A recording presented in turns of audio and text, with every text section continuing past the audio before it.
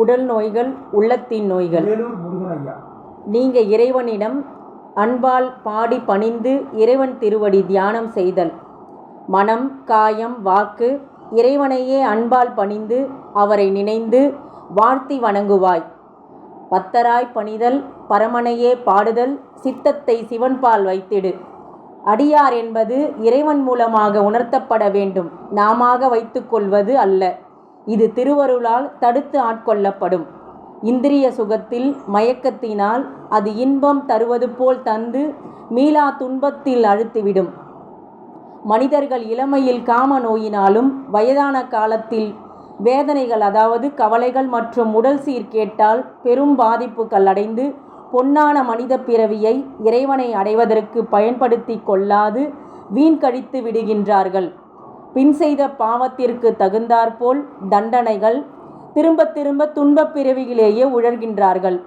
இறைவனை அடைவதற்கான வழியினை அறிந்து அவ்வழியில் மிக சிறப்பாக பயணிப்பவனே போற்றத்தக்க உயர்ந்த மாமனிதன் ஆகிறான். தன்னடக்கமும் பண்பும் உள்ள மனிதன் பல வெற்றிகளை எளிமையாக அடைந்து விடுவான்.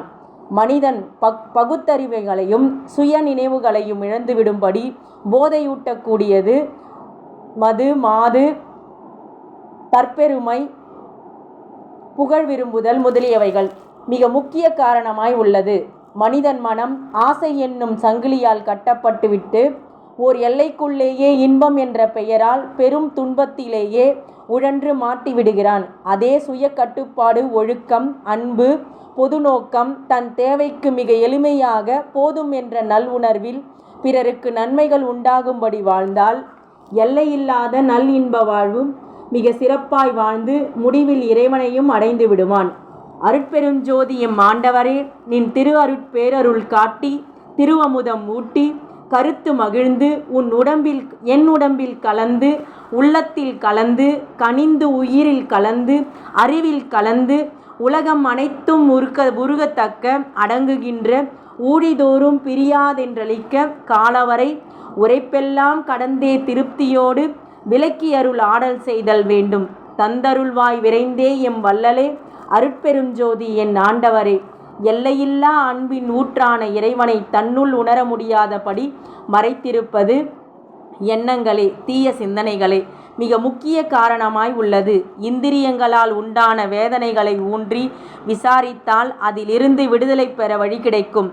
ஆசைகள் இல்லாத போது மாயை துன்பம் செய்யாது நல் ஞானம் உடையவனாக்கும்.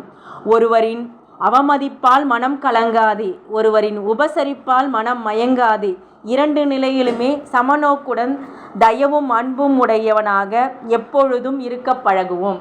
திருச்சிற்றம்பலம்.